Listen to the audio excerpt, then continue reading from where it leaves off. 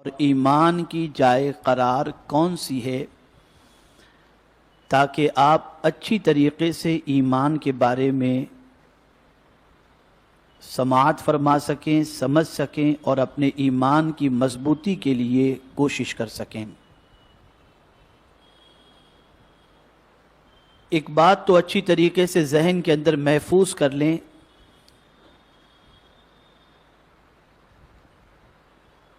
کہ زندگی بھر اچھے اعمال کرنے کے باوجود اگر ایمان کی دولت سے انسان محروم ہے تو اس کے اعمال بارگاہ سمدیت کے اندر مقبول نہیں۔ عمل کی قبولیت کا دار و مدار ایمان پر ہے، اسی لیے قرآن مقدس میں کم و بیش 42 مقامات پر ایمان کے ساتھ ساتھ عمل صالح کا ذکر آیا۔ اس وقت پوری دنیا یہ کوشش کر رہی ہے کہ بے عملی کے سیلاب کے ساتھ ساتھ مسلمان کا ایمان بھی خطرے میں پڑ جائے یا مسلمان ایمان کی دولت سے محروم ہو جائیں، اور میں یہ سمجھتا ہوں کہ لاشعوری طور پر بہت سارے مسلمان کلمہ کفر اپنی زبان سے ادا کر بیٹھتے ہیں اور انہیں خبر تک نہیں ہوتی اور ان کے ایمان کا شجر جل کر کے راکھ ہو جاتا ہے۔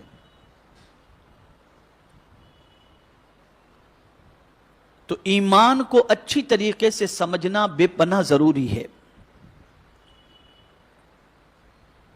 اور خاص طور پر یہ بات بھی ذہن کے اندر محفوظ رہے کہ نجات کا دار و مدار بھی ایمان ہی پر ہے۔ اگر کوئی مومن بے عمل ہے تو سزا کے بعد میرا مولا اسے جنت عطا فرما دے گا، لیکن اگر کوئی شخص صاحب عمل ہے لیکن بے ایمان ہے تو اس کی نجات کا کوئی امکان ہے ہی نہیں۔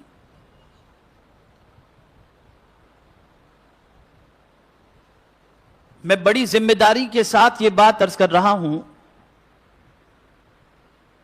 کہ ہماری نوجوان نسل چلتے پھرتے اٹھتے بیٹھتے ایسے کلمات اپنی زبان سے ادا کرتی ہے کہ اس نسل کو یہ معلوم ہی نہیں کہ زبان سے نکلنے والا جملہ کتنا خطرناک ہے اور جس کی وجہ سے ہم دائرے اسلام سے نکل جاتے ہیں۔ بہت سارے کاروبار کرنے والے، بہت سارے گانے ایسے بنائے گئے ہیں جس میں کلمہ کفر ہے، نوجوان ان گانوں کو گا کر کے ایمان سے ہاتھ دھو بیٹھتا ہے۔ تو میرے پیارے آقا صلی اللہ تعالی علیہ وسلم کے پیارے دیوانوں، بہت آہستہ آہستہ ٹھنڈے دماغ سے میں آپ کے دل و دماغ کے اندر ایمان کی تعریف کو، ایمان کے معنی اور مطالب کو اتارنے کی کوشش کروں گا، اور میں چاہوں گا کہ مکمل توجہ اور انہماک کے ساتھ آپ گفتگو کو سماعت فرمائیں، اس لیے کہ اسی پر سارا دار و مدار ہے، ایمان ہی پر سارا دار و مدار ہے۔ ایمان کتنی قیمتی چیز ہے، اور ایمان والے کی سوچ کیا ہونی چاہیے، اس کو علامہ راغب اصفہانی رحمت اللہ تعالی علیہ نے ایمان کی تعریف کے اندر بڑے اچھے انداز کے اندر پیش کیا ہے۔ علامہ راغب اصفہانی علیہ الرحمہ نے اپنی کتاب المفردات فی غریب القرآن میں لفظ ایمان سے متعلق تفصیلی بحث کی ہے۔ اس میں سے مجھے ایک نقطہ بہت پسند آیا جس کے حوالے سے میں آپ کے گوش گزار کرنا چاہوں گا۔ علامہ راغب اصفہانی رحمت اللہ تعالی علیہ فرماتے ہیں کہ ایمان امن سے ماخوذ ہے، ایمان امن سے ماخوذ ہے، جس کا معنی ہے، توجہ چاہوں گا، غور سے بھی سماعت فرمائیں اور اس معنی کو دل و دماغ میں بٹھائیں گے تو انشاءاللہ ایمان کی اہمیت آپ کو سمجھ میں آئے گی۔ ایمان امن سے ماخوذ ہے جس کا معنی ہے نفس کا مطمئن ہونا اور خوف کا زائل ہونا۔ نفس کا مطمئن ہونا اور خوف کا زائل ہونا۔ اب آپ کو یہ سمجھنا ہے کہ نفس کا کس بات پر مطمئن ہونا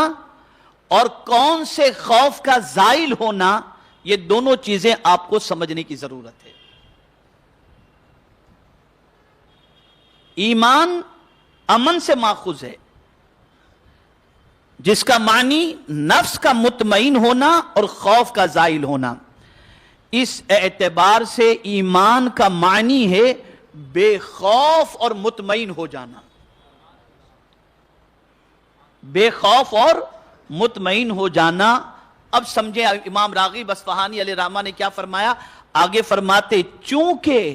صاحب ایمان جہنم کی آگ سے بے خوف اور مطمئن ہو جاتا ہے، مطمئن ہو جاتا ہے، اس لیے ایمان کو ایمان کہا جاتا ہے۔